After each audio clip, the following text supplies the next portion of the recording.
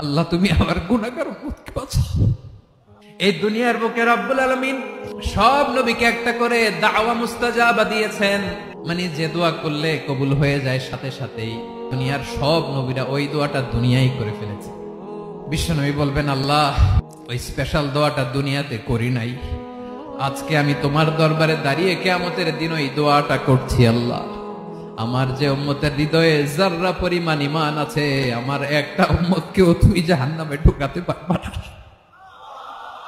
বিশ্বনবী পাগলের মতো একবার হাউজে কাউসারে যাবেন, একবার সিরাতে যাবেন, একবার পুলসিরাতের দিকে, একবার হাউজে কাউসারের দিকে পাগলের মতো দৌড়াতে থাকবেন, তার কোন গুনাহগার উম্মত যাতে জাহান্নামে ঢুকে না যায়।